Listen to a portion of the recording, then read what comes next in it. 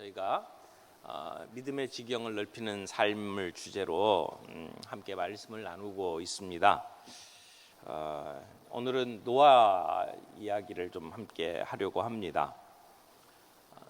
2025년도를 시작하면서 여기저기서 기상이변으로 재해가 일어나는 이야기를 많이 듣고 있습니다. 작년에 지구 관측사상 가장 더운 해로 기록이 되었고, 폭설, 홍수, 그리고 폭염, 또 그 외에 다양한 이상 기온 현상이 지구 곳곳에서 일어났죠. 얼마 전만 해도 캘리포니아에서 산불 나가지고 굉장히 어려움을 겪는 그러한 뉴스를 우리가 들었습니다. 아시아 쪽에서는 홍수로 고통을 당하기도 했죠. 지난번 네팔에 선교 갔을 때에도 유례없는 홍수로 길들이 다 이렇게 무너져가지고 저희들이 이동하는데 이렇게 평상시 다니던 도로에 가다가 강 밑으로 들어가고 강의 물 바로 옆에 이렇게 임시로 만들어 놓은 그러한 도로를 이렇게 덜컹거리면서 가야만 했던 기억을 합니다.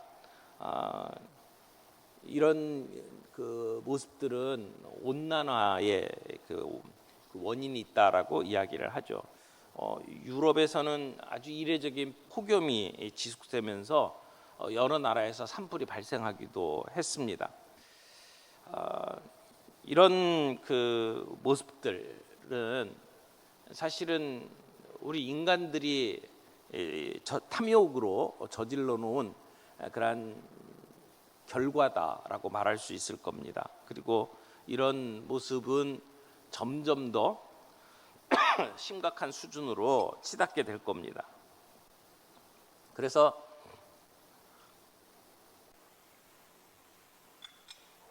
미래학자들이 지구가 멸망하게 될 여러 가지 가상 시나리오를 이야기를 하는데, 그 중에 가장 큰 위협으로 이 지구 온난화를 꼽기도 합니다.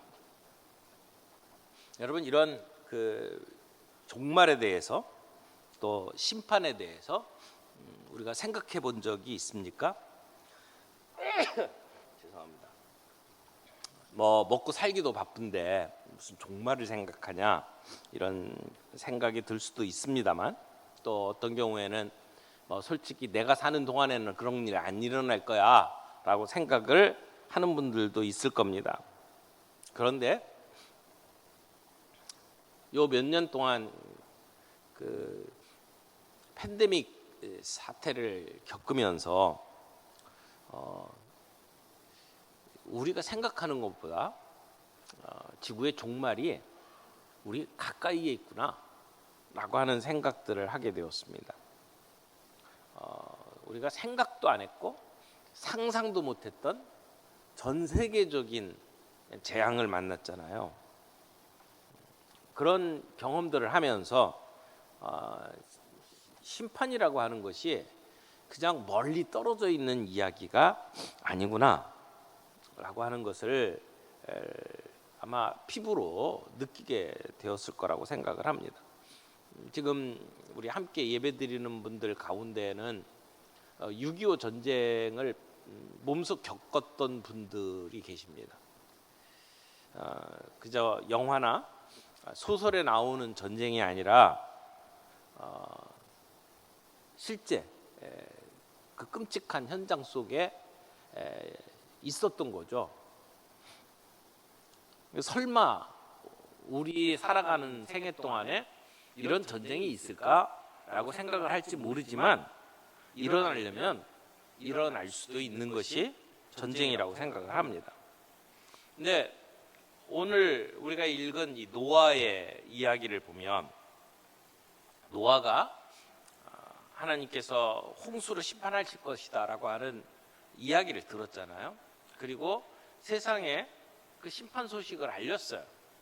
근데 사람들은 무슨 홍수냐?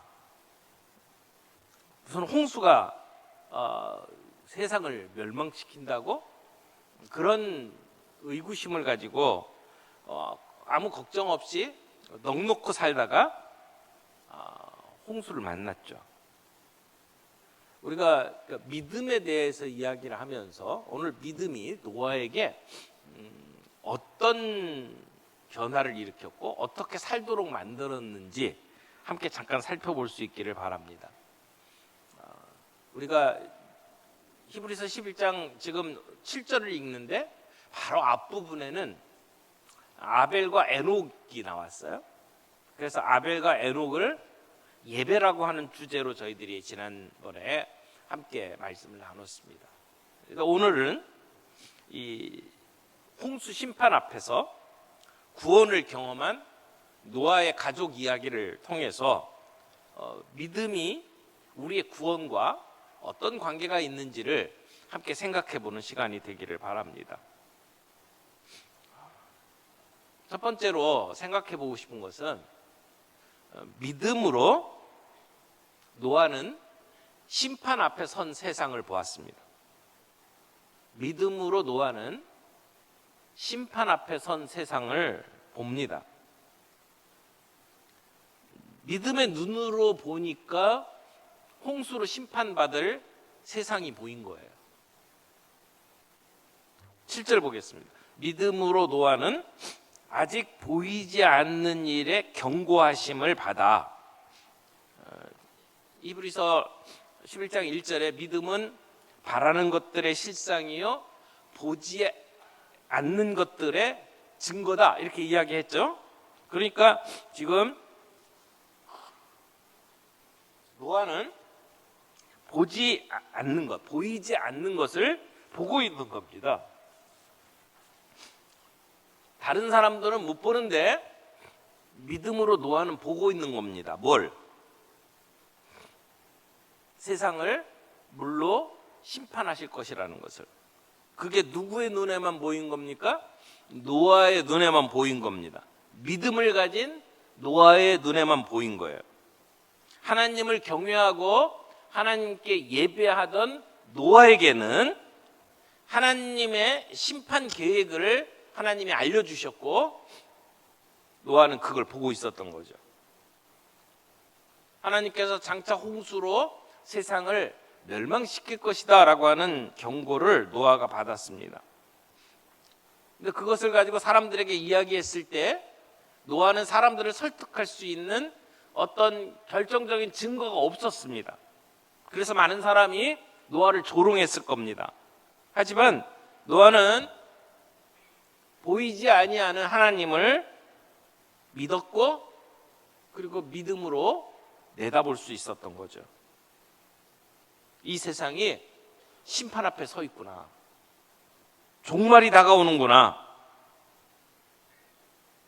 노아는 믿음으로 본 겁니다. 하나님께서 왜 이 세상을 심판하기로 하셨을까요? 세상을 창조하셨을 때에 좋았다라고 말씀하시고 기뻐하셨던 하나님께서 왜 이 세상을 심판하기로 결정을 내리셨을까요? 창세기 6장 5절 말씀, 6절 말씀을 보면 이렇게 이야기를 해요. 여호와께서 사람의 죄악이 세상에 가득함과 그 마음에 생각하던 모든 계획이 항상 악할 뿌짐을 보시고 땅 위에 사람 지으셨음을 한탄하사 마음에 근심하시고. 하나님께서 한탄하시고 근심하셨대요. 물론 하나님이 어떤 생각을 하셨고 어떻게 느끼셨는지를 사실 인간이 정확하게 설명하기가 쉽지를 않아요. 그래서 성경을 기록하는 저자들이 하나님에 대한 이야기를 할 때에 사람에 비추어서 이야기를 해요. 사람의 감정에 비추어서. 그래서 인간의 언어로 하나님을 표현하다 보니까 하나님이 한탄하시고 근심하시고 생각을 바꾸신 것으로 설명을 하고 있어요. 그런 세상을 보고 근심하는 하나님의 모습을 노아가 믿음의 눈으로 보았다는 겁니다. 그리고 하나님께서는 그런 심판에 지금 직면하고 있는 세상을 믿음의 눈으로 보았다는 것이죠. 그래서 노아는 준비할 수 있었습니다. 그래서 노아는 하나님의 말씀에 따라서 방주를 짓게 되죠. 그래서 믿음으로 노아는 멸망에 처할 세상을 보고, 두 번째, 노아는 믿음으로 방주를 준비하게 되는 거죠. 하나님을 경외하고 순종하는 삶을 살았다는 얘기입니다. 심판 앞에 선 세상을 보면서 그 세상의 인간을 구원할 마음의 소망을 갖게 되죠. 그래서 방주를 짓습니다. 믿음을 갖게 되면 그 믿음은 그냥 보는 것에서 그치지 않고 행동으로 이어집니다. 믿음은 움직입니다. 그래서 믿었을 뿐만 아니라 하나님을 경외함으로 반응했죠. 7절 다시 봅니다. 믿음으로 노아는 아직 보이지 않는 일에 경고하심을 받아, 그 다음에 뭐라고 그랬어요? 경외함으로 방주를 준비하여. 하나님을 경외하는 마음으로 노아는 방주를 준비했습니다. 이렇게 노아가 하나님의 계시를 받고 그리고 홍수가 일어나기까지 120년이라는 시간이 걸렸어요. 그 120년 동안 노아는 방주를 지은 거죠.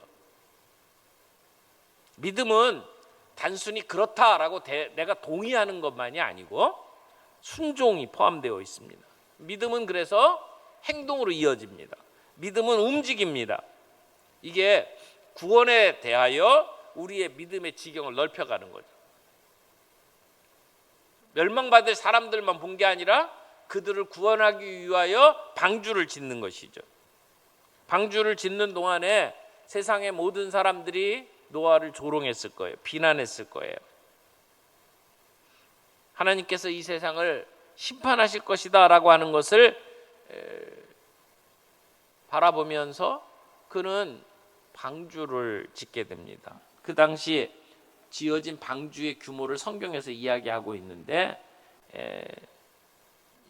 이 창세기 6장 15절에 보면 방주를 이렇게 표현합니다. 길이가 300규빗, 너비가 50규빗, 높이는 30규빗. 그러니까 1규빗이 보통 45cm에서 55cm, 평균 잡아서 50이라고 생각을 해보세요. 1규빗이 50cm. 그러면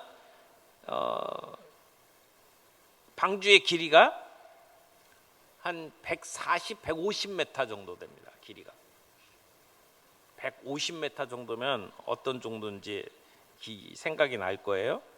넓이가 한 25m 내지 27m, 또 높이가 13.5m에서 16.5m. 그러니까 엄청나게 큰 규모입니다. 그런 그 실제 사이즈로 미국에 가면 방주 모형을 만들어 놓은 데가 있어요. 언젠가 그 창조과학탐사 다시 가게 되면 이번에는 그쪽으로 가면 어떨까 하는 생각을 해봅니다. 방주 모형을 이렇게 완전히 만들어 놓고 그 안에를 다 이렇게 탐험할 수 있도록 만들어 놓은 장소가 있습니다. 근데 엄청나게 큰 규모의 배지요. 근데 말이 배지, 이 방주는 네모난 상자입니다. 상자예요. 그런 배를 노아와 자식들이 120년 동안 제작을 한 거예요. 물론 120년 내내 방주만 지었다 그렇게 말할 수는 없겠죠. 하지만 긴 시간 가족들이 함께 방주를 지은 것은 믿음을 가졌기 때문에 가능한 일이었죠.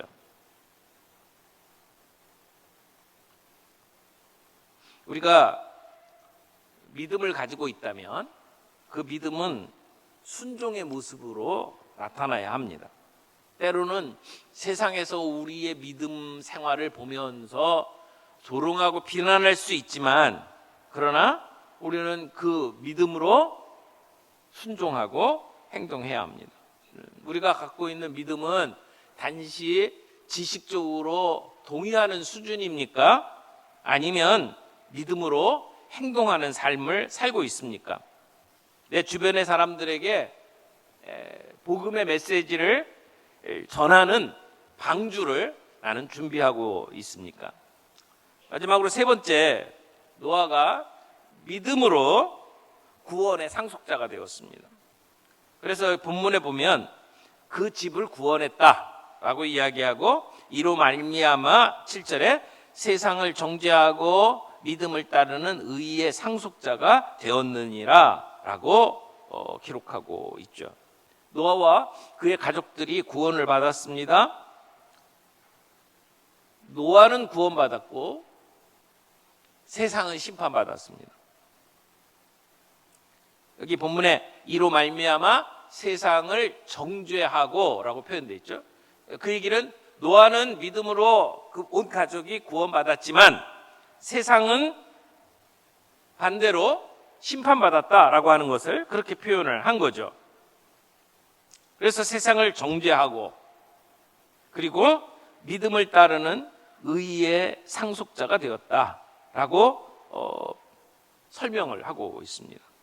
그러니까 홍수 심판을 통해서 노아와 노아의 가족들이 구원받았어요. 그들만 구원받았어요. 그러니까 반대로 나머지는 정죄당한 거죠. 나머지는 심판받은 거죠. 하나님께서 원래 계획하신 대로 심판받은 겁니다. 그러나 노아와 그의 가족들은 구원받았다는 것이죠. 그래서 노아를 구원하시고 하나님은 세상에 죄악을 드러내셔서 그 드러낸 죄악의 심판을 가하신 것이다. 그런데 그렇게 하셨을 뿐만 아니라 그 다음에 뭐라고 표현되어 있냐면 믿음을 따르는 의의 상속자가 되었다라고 표현을 하고 있어요. 여러분, 상속자가 뭐예요? 상속자는 이어받은 것을 얘기해요. 원래 내 것이 아닌데, 내가 노력해서 내가 이룬 게 아닌데 아버지에게 물려받은 것이 상속자입니다. 내가 수고하고 얻은 게 아니라는 거죠. 내가 물려받은 것을 상속자라고 이야기합니다. 그런데 노아가 뭘 상속한 거예요? 의의 상속자래요.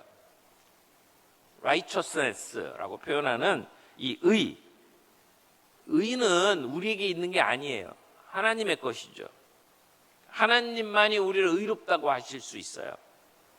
여기 의라고 하는 것은 죄가 없다, 거룩하다 이런 의미도 있지만 사실은 의로우신 하나님과 내가 친밀하게 되었을 때 우리가 하나님과 더불어 의롭게 되었다라고 표현을 하기도 합니다. 하나님은 더러운 것과 함께하지 않습니다. 하나님은 부정한 자들과 함께하지 않습니다. 그러니까 내가 의의 상속자가 되었다라고 하는 것은 노아와 그의 가족들이 믿음 안에서 구원을 얻음으로 의의 상속자가 되었다.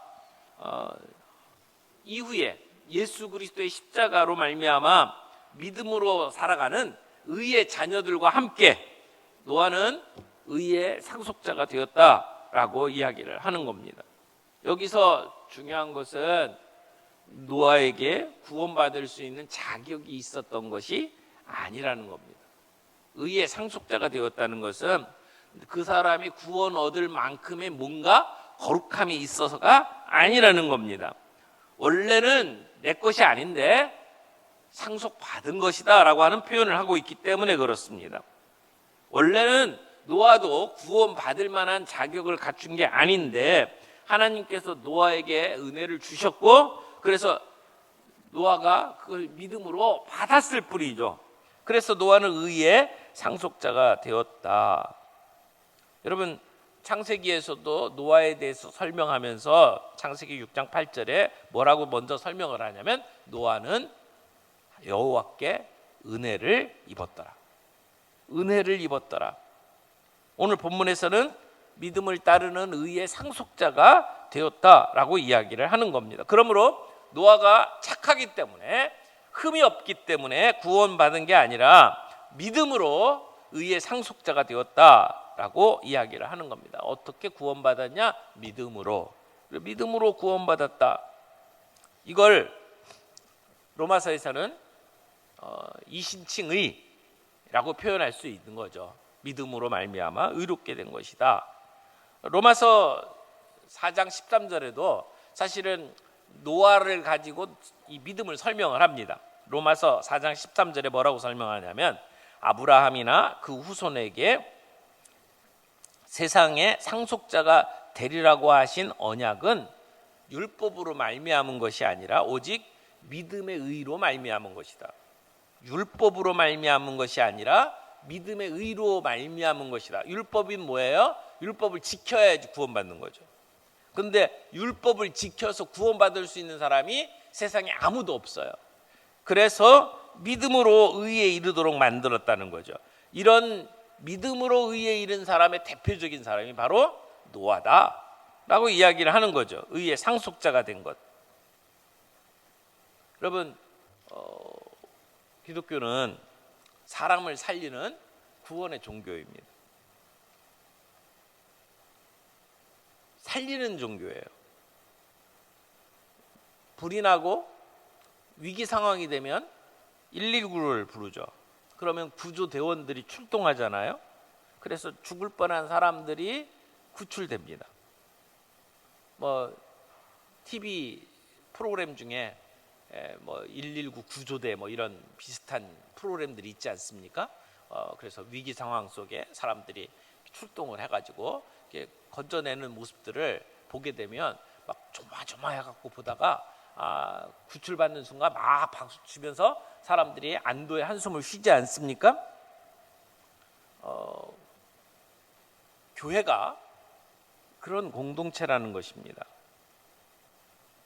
우리가 존재하는 이유가 거기에 있다는 거죠.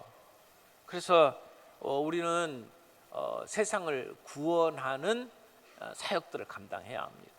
그 일을 위해서 우리는 내 주변에 있는 사람들에게 복음을 전하고 그리고 문화를 뛰어넘어서 타문화권에 복음을 전하는 일들을 하는 것이라고 믿습니다. 사랑한다면 그 사람을 살려내야 합니다. 노아는 그 일을 위해서 믿음으로 계시를 받았고 믿음으로 방주를 준비했고 그래서 결국 믿음으로 의의 상속자가 된 것이죠. 오늘도 우리 믿음으로 이 세상을 바라보면 이 세상이 종말이 다가왔다라고 하는 위기의식을 가지고 살아갈 수 있어야 하고 우리도 믿음으로 방주를 준비하면서 살아가야 합니다. 우리가 한 달에 한 번씩 일빛 선교 기도회를 갖는 이유도 거기에 있습니다. 방주를 짓는 겁니다. 그리고 살려내는 일을 하는 겁니다. 오늘 우리 교회가 구원에 있어서 구원의 방주를 준비하는 교회가 되기를 바랍니다. 믿음으로 우리 지경을 넓혀가기를 바랍니다. 세상을 바라볼 때 종말론적인 위기의식을 가지고 볼 수 있어야 하고 그 세상을 구원하기 위해서 우리가 준비해야 될 방주가 무엇인지 생각하고 그렇게 함으로 우리가 의의 상속자로 온전하게 설 수 있는 저와 여러분들이 되기를 바랍니다. 우리 이렇게 기도했으면 좋겠어요. 하나님, 우리에게도 믿음의 지경이 넓혀지게 해 주옵소서. 그래서 노아처럼 심판에 놓여져 있는 세상을 바라보는 그런 눈이 있게 해 주옵소서. 종말론적인 위기의식을 가지고 이 세상을 볼 수 있도록 주여 우리를 영적으로 깨어있게 해 주옵소서. 하나님, 우리도 믿음으로 방주를 준비하는 교회가 되게 해 주옵소서. 그래서 주님의 구원의 복음을 전하고 주님의 사랑을 실천하는 믿음의 삶을 살아갈 수 있도록 주님 도와주시옵소서. 특별히 주님, 우리가 다음 세대를 위한 구원의 방주를 짓게 해 주옵소서. 세상의 가치관이 무너지고 죄가 만연한 시대 속에 우리 자녀들이 바른 믿음을 가지고 살아갈 수 있도록 우리가 구원의 방주를 준비하게 해 주옵소서. 하나님, 우리가 의의 상속자가 되게 해 주옵소서. 그래서 우리의 믿음이 다음 세대에 전해지고 우리가 의인의 반열에 서서 하나님의 나라를 위해서 쓰임받는 우리가 되게 해 주옵소서. 하나님, 우리가 이렇게 세계 선교를 바라보며 또 기도합니다. 하나님, 우리가 구원의 방주를 지으며 행동하는 우리 교회가 되게 해 주시옵시고, 선교를 위해서, 선교사님들을 위해서 기도의 제목을 붙잡고 기도하고 그 선교에 동참하고 선교사님들을 격려하고 함께 세계 선교를 이루어갈 수 있는 우리 교회로 주님 사용해 주옵소서. 이렇게 우리의 믿음의 지경을 넓혀가는 기도를 주님 앞에 드릴 수 있는 이 시간이 되기를 바랍니다. 우리 같이 함께 통성으로 기도하겠습니다.